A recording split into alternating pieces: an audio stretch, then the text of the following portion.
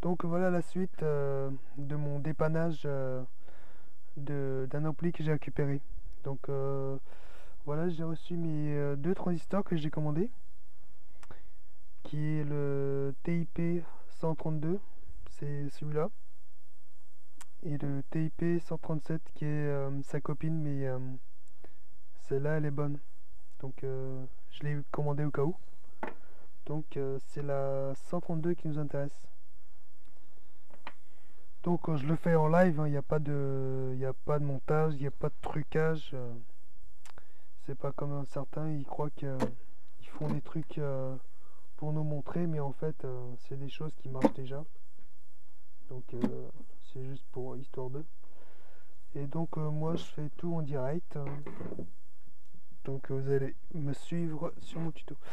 Alors je vais changer les fusibles parce qu'elles étaient cramées. Donc voilà, ça c'est mort. J'ai un jeu de fusibles, donc ça coûte pas cher non plus, donc faut en profiter. Alors, c'est deux fusibles de 2 ampères, donc je vais les remplacer. Voilà, donc on les met en place. Donc bien sûr, rassurez-vous que la machine n'est plus sous tension pour pouvoir travailler en toute sécurité. Donc les deux fusibles neufs sont en place.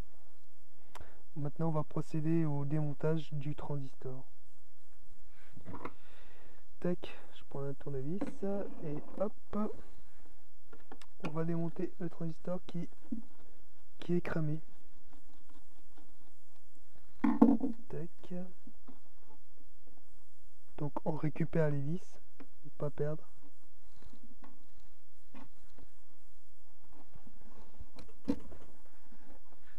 Voilà, et c'est celui-là.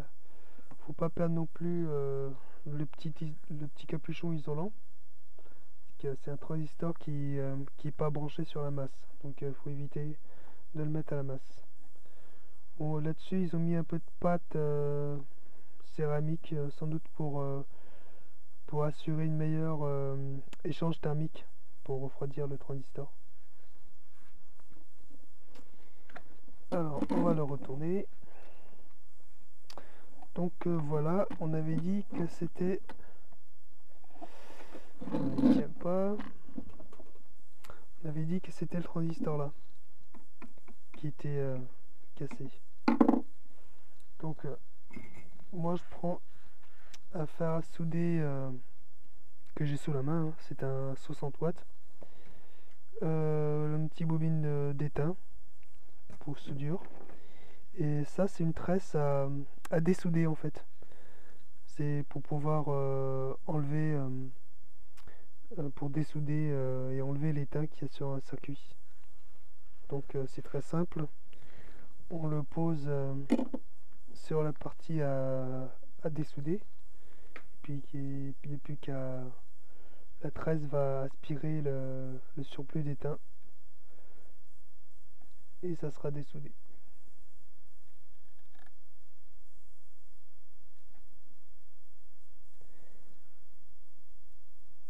Donc on voit bien que tout l'étain est aspiré. Tout l'étain est aspiré par la tresse. Il faut chauffer la tresse avec le fer à souder. Donc l'étain fond et c'est la tresse qui aspire l'étain. Donc vous pouvez utiliser une pompe à dessouder, c'est pareil.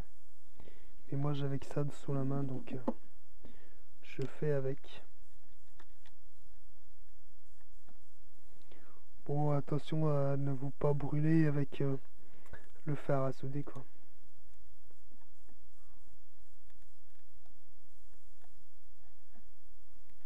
Tac. Bon, c'est pas génial. Parce que je pense que ma tresse à dessouder est trop vieille. Donc elle ne fait pas l'effet voulu. Ça aspire un peu, mais pas des masses. Donc hop, là j'ai trop chauffé là. J'ai cassé un petit peu le circuit imprimé. Donc on va y aller à la main. On chauffe et puis on sort le transistor. Hop là. Je sais pas si vous voyez bien.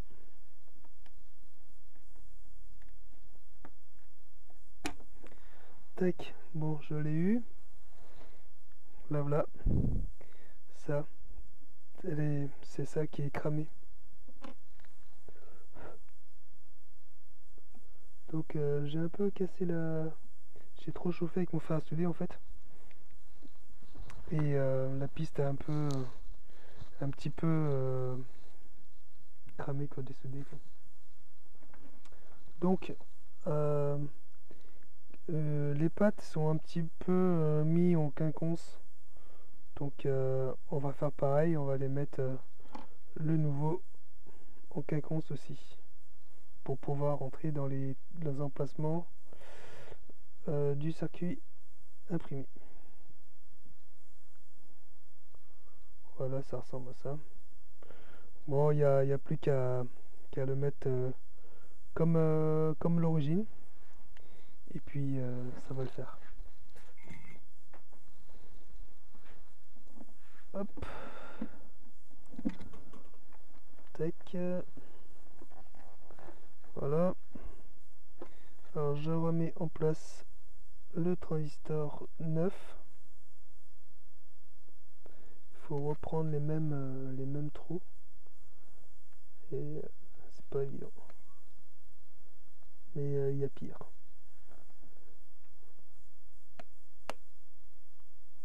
Tac. Et voilà.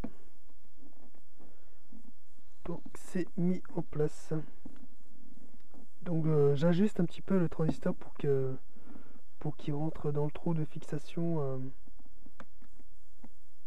pour l'échange thermique, pour dissiper la chaleur quoi. Donc là je vais remettre la pastille isolation pour éviter que ça touche à la masse. Et hop. Bon, il n'y a pas de montage, hein, c'est direct. Vous faites la manip en direct avec moi.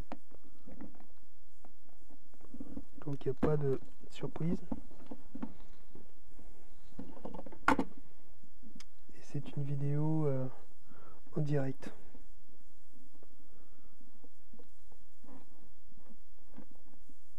Waouh! Alors, hop, voilà. Donc, il n'y a plus qu'à trouver le bon trou. Et voilà, donc c'est mis là. Mon isolant est mis. Donc, je vais le refixer. Là, j'ai mon écrou et puis la vis. Donc, on va la remettre.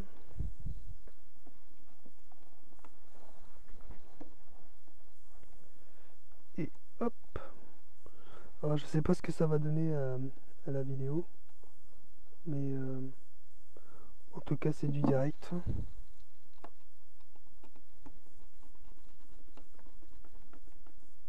Bon. Voilà. Alors, mon nouveau transistor est mis. Donc maintenant, on va aller faire les soudures.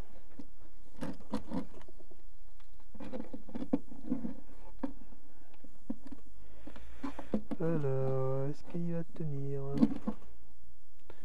Ok. Donc, je reprends mon fer à souder, puis on va refaire les soudures.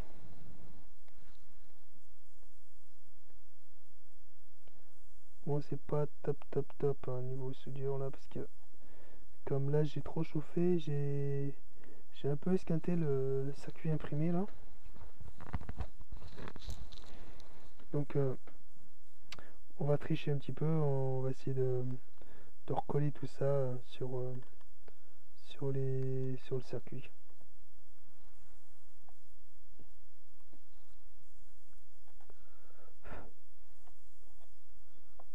Voilà, celle-là est bonne. Voilà. Bon, si vous avez une pompe à dessouder, c'est pas si mal en fait. Parce que là, avec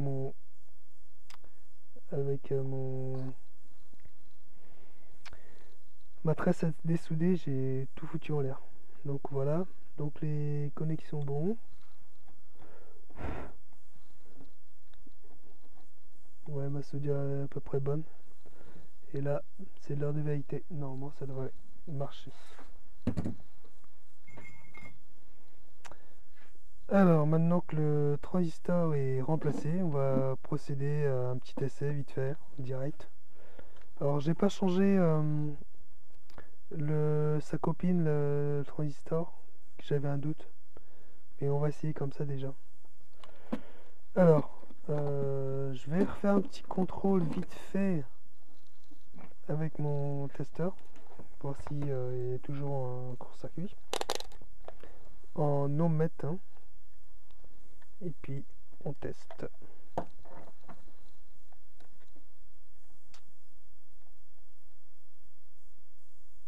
Tac, 600 ohms. Je sais pas si vous voyez. Donc, ça veut dire que c'est bon. C'est comme sa copie. 800. Et là, 600. À peu près. Donc, voilà. Donc, on va le brancher et voir ce qui se passe.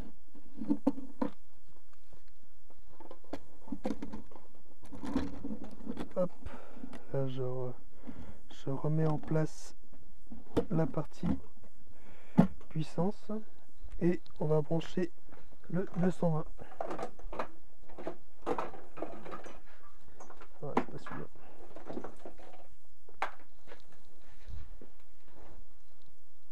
Tac. Voilà, donc c'est sur off. Donc là, je mets le 220 et attention, suspense.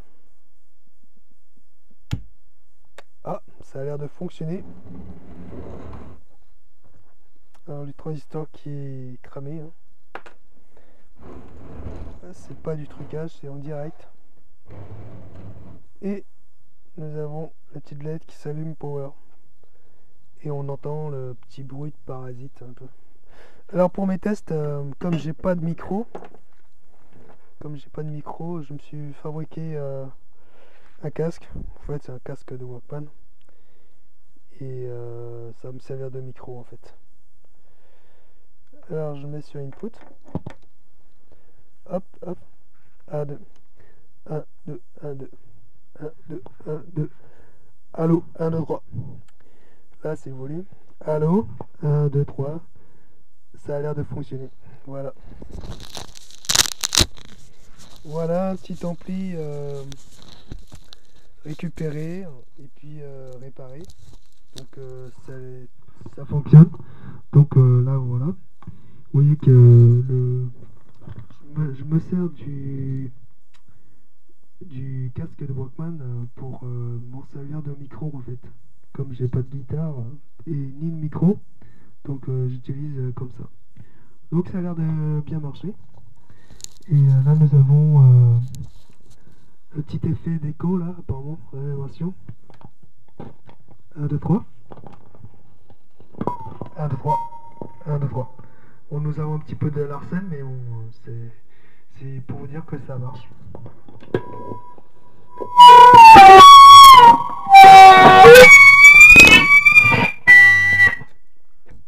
Ouais, je suis désolé pour le bruit. Bon, en fait, ça marche pas très mal, hein.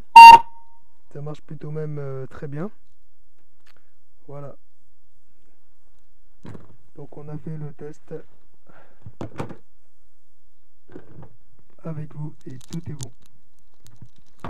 Bon, j'en ai déjà réparé pas mal, donc je connais à peu près à peu près les pannes quoi. Voilà, merci à tous, au revoir.